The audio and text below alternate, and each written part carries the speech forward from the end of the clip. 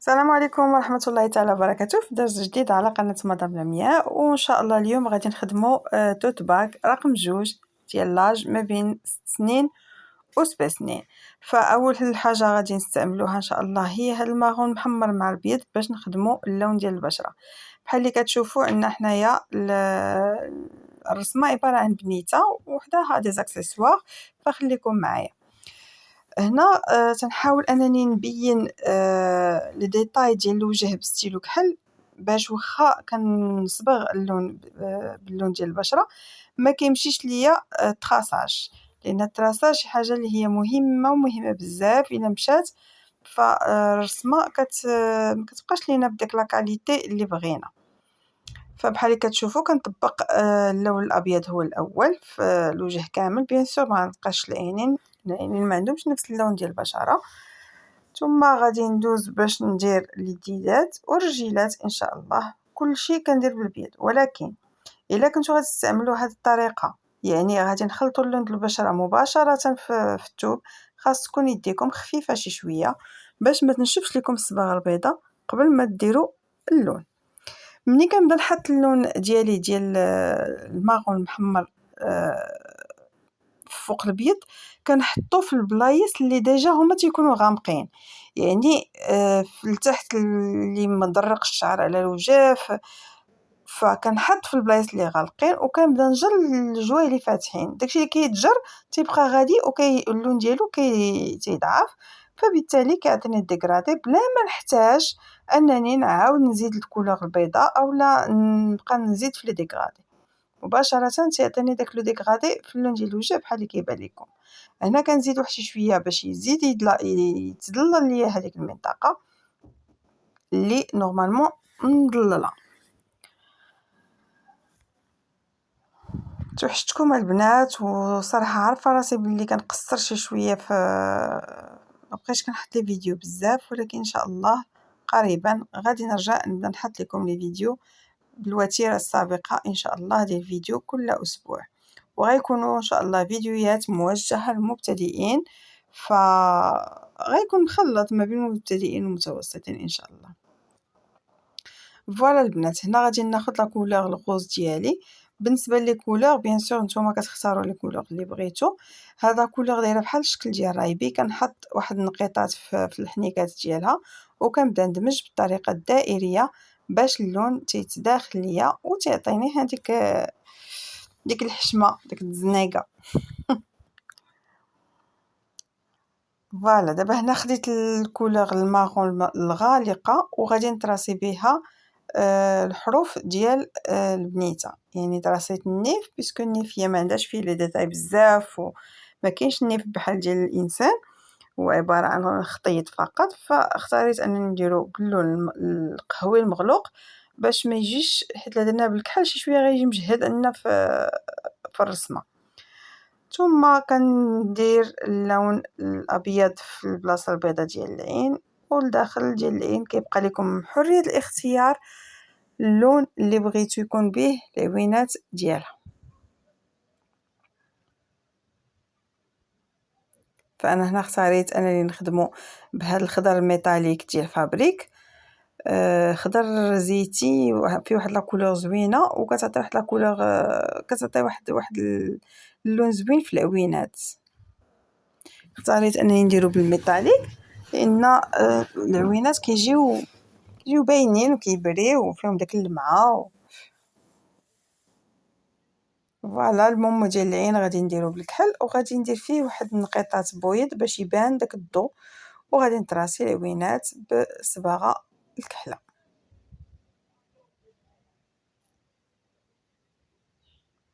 الناس اللي كيشوفوا القناه لاول مره مرحبا بكم، شرفتوا ليني وشرفتوا القناه. كنتمنى من الناس اللي عجبكم لا فيديو ما تنساوش ديروا ليه اللايك، وما كاين زعما ماشي بزز منكم وانما بخاطركم اكيد. الا بغيتو ديروا الاشتراك في القناه وتفعلوا زر الجرس باش يوصلكم دائما الجديد، وما تنساوش تبارطاجيو الفيديو باش تعم الفائده. فوالا البنات، شوفوا داك النقيطه ديال الضوء اللي كتكون في العينين شحال كتعطي واحد الغفلي زوين في الوغ البنات هنا كناخذ لا كولور الباج ديالي باش نبداو نخدمو الشعر. تقولوا لي كيفاش نخدمو الشعر بالباج اولا بلوتو بلون كاسي. فهنايا انا اختاريت انني نخدم بلا كولور الكلير هي الاولى قبل ما نطبق لا كولور الفونسي. حيت ممكن تبداو تخدموا بكولور فونسي ويكون حيت شويه هاد الصباغه ديال الريش خفيفه واحد شي شويه، فاذا طبقت اللون المغلوق هو الاول ما غاديش يبان لي اللون الفاتح بزاف. لذلك اختاريت انني نخدم الشعر بالعكس، يعني غنعطيه لا كولور الفاتحه هي الاولى اللي هي كتمثل لي الضوء، ومن بعد نبدا نغلق في الاماكن اللي هما جايين داخلين اولا اللي كيكونوا في الجناب ديال كل ماش في الشعر. ديجا خدمنا واحد لا فيديو اللي خدمنا فيه الشعر وخدمنا فيه الضفيره، يعني كنطبقوا تقريبا نفس القاعده. فهنا خديت هذاك الماغون المحمر المساند الرسمي ديالي، واحد لا كولور اللي زعما ما خصهاش ما تكونش عندكم ابدا، لون واعر. فهنايا بديت كنطبق في الاماكن اللي هما جايين داخلين، يعني في الخلفيه ديال الشعر مطلوق، ولكن هذيك البلاصه اللي ما بين الفوق ديال الشعر والعنق دائما كتكون مغلوقه. ثم من بعد كنولي نحدد كل ماش ونعطيها لا كولور المغلوقه من الطرف ديال الماش والجدر ديالها، كنخلي الضوء في الوسط ديال كل ماش باش كيبان ليا هذاك التمازج ما بين لي كولور. فخليكم معايا باش تشوفوا المراحل ديال الشعر، طريقه بحال اللي قلت لكم والصوره ها هي واضحه قدامكم.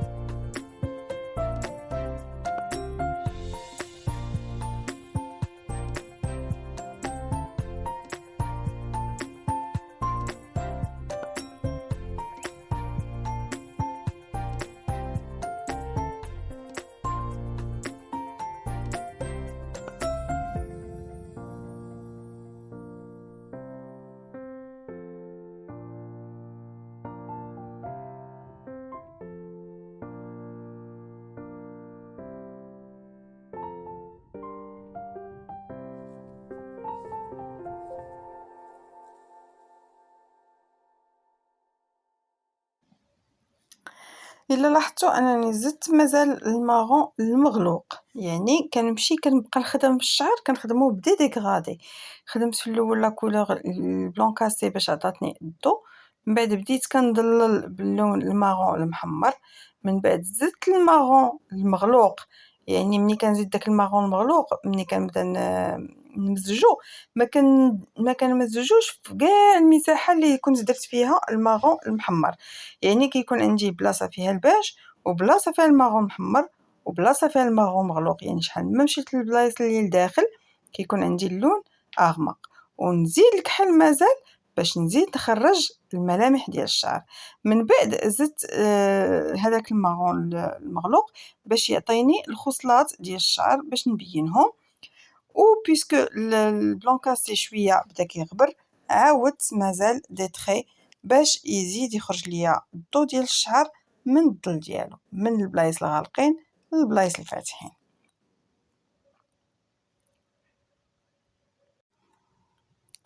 وندوزو باش نخدمو لا جوب ديال البنيته. هنا اختاريت انني نخدمها باللون الابيض، وبحال اللي كتشوفوا كنحط لا كولور ديالي، وفي التحت كنحاول انني نخطفها باش كتعطيني بحال الشبيكه. عرفتوا داك الشبيكه اللي كتكون ترونسبارونط البنات، فهادوك البلايص اللي كيكونوا مخطوفين كيبانوا بحال راهما تيبينوا واحد الاجزاء ديال الخلفيه ديال الصايه. نتمنى ان العمل يكون واضح ويكون حتى التصوير واضح. واي حاجه بيان سور ما فهمتوهاش انا راه الاشاره ديالكم والتساؤلات ديالكم. هنا غادي نبدا نزيد لي غوفلي ديال الاحمر. انا الصايه راه مبغيتهاش تكون كلها بيضاء، مي غيكون التحت ديالها بيض الفوق ديالها مغلوق. شوفوا فين حطيت لا كولور، حطيتها الفوق. هذا راه لا كولور احمر انا اللي خدمت به، ولكن بيسكو الحمر مع البيض تيعطيني واحد الغوز اللي هو زويون. هذا اللون هذا الاحمر داك اللي كنقولوا له دم الغزال، ولكن حيت الصباغه البيضاء ديجا باقا خضراء، فديكرادي ما بين الاحمر وما بين البيض عطانا هذا اللون الرائع. فلا لاحظتوا داك الخطيفات اللي كنخطفوا، شوفوا شحال تيجيو زوينين. وفي اي بلاصه غادي نخدموها ويقدروا الملامح ديال الرشمه ما يبقاوش يبانوا، من الافضل اننا نعاودوهم بالستيلو كحل. ما كنعاودوش الكونتور، حيت الكونتور يقدر يبقى باين لينا هكذا كحل، وحنايا المهم كاين شي رشمات اللي ما نبغيوش نخليهم كحلين. فهنايا كنخدم بالاحمر توكور، يعني ما درتش تحت منه البيض، لان بغيت الاحمر هو اللي يكون طاغي ماشي الغوز. ثم غادي ندوزو باش نبداو نخدمو الكاب كيك.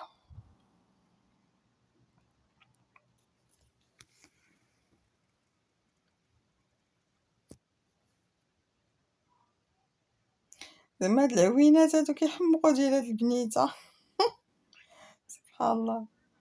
هنا كنستعمل الماغون اللي عندي ديال ريش كروم تيبري، والماغون ديالو واحد الماغون زويون عجبني انني نخدم به نونوخس. فانتوما معايا بلا ما نطول عليكم في الهضره، كنظن ان الفيديو شارح راسو. الخطوات كلهم حاولت انني نصورهم لكم يعني با با، ما كنبغيش نقطع لا فيديو باش تشوفوا كل شيء. كنحاول انني نسرعو شيئا ما باش ما تملوش من المتابعه. ومره واحده اخرى تنقول لكم الناس اللي كيشوفوا القناه لاول مره ومازال ما اشتركوش في القناه، ما تنساوش تضغطوا على زر الاشتراك وزر الاعجاب وتفعلوا الجرس على كل التنبيهات باش دائما يوصلكم جديد، حيث القادم اجمل ان شاء الله.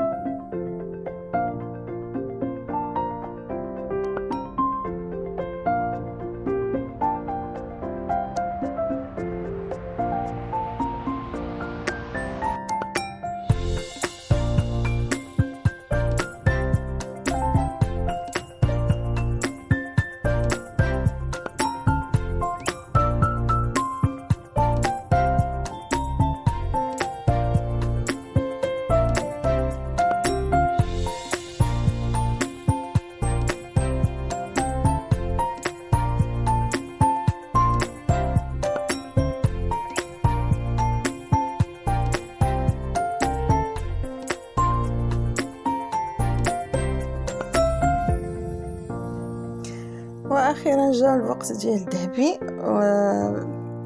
انا اكسبري دخلت الذهبي لان لي توت باك 3 بهم غيكونوا ان شاء الله ديال خواتات بنيتات، وبغيت كلهم يكون داخل فيهم هذاك الدوغي. فبحال شفتوا الرشمه الاولى اللي كنا خدمنا فيها المكياج، كنا دخلنا الذهبي في البواطات ديال المكياج في لي زومبالاج ديالهم. فحتى هنا تعمدت انني ندخل الذهبي، هو غيعطي المنظر زوين او ميم طون غادي نبقى في نفس لي كولور باش يمشيو لي دوت باك يمشيو بحال الشكل ديال انصومبل برشمات مختلفه على حسب لاج. نخليكم مع التتمه ديال العمل.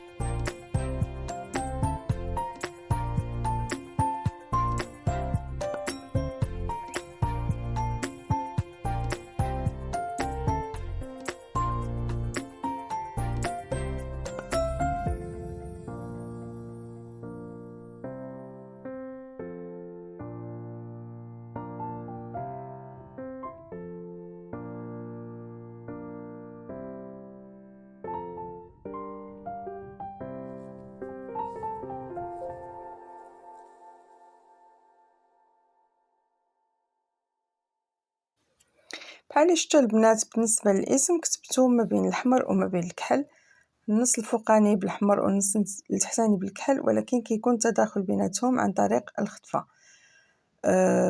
غادي نزيد فيها مازال واحد الغفله ديال الذهبي، في واحد المسحه ديال الذهبي في السميه، ما غيكونش الذهبي كتير وانما تكون مسحه خفيفه. ثم غادي نبدا ندير لي كونتور ديال الرشيمات او البليسات اللي بغيتهم يكونوا باينين بحال السبابات وبحال النونوس. درتهم فقط بالصباغه باش نستعمل هنا الفاشيون. نتوما لو تستعملوا الفاشيون كيبقى لكم الاختيار. اسمحوا لي البنات راه جاني الناس كندير لكم مونتاج بالليل كلشي ساكت باش ما تسمعوش الصداع بزاف، سمحوا لي بزاف. فوالا هنا الكاب كيك حتى هو كندير له شويه ديال لي توش او لي غوتوش فينال. ايوا كنحاولوا اننا نحلقوا على الرشيمه ديالنا باش تعجبكم اكيد، وباش ديروا لايك لا فيديو، وباش تخليو لي دي كومونتير زوينين بحالكم. توحش التواصل معكم وتوحش نسمع هضيراتكم زوينين. ومن هذا المنبر كنبغي نشكر كاع البنات اللي كيبارطاجيو لي فيديو اولا كيخليو ليا كلمه زوينه في لي كومونتير. كنشكركم بزاف اللي خديتكم عليا. القناه باقيه مواصله العمل ديالها فقط بالتشجيع ديالكم. نتلاقاو ان شاء الله في فيديو قادم بحول الله، ونشوفوا الشكل النهائي ان شاء الله كيفاش داير. استودعكم الله الذي لا تضيع ودائعه.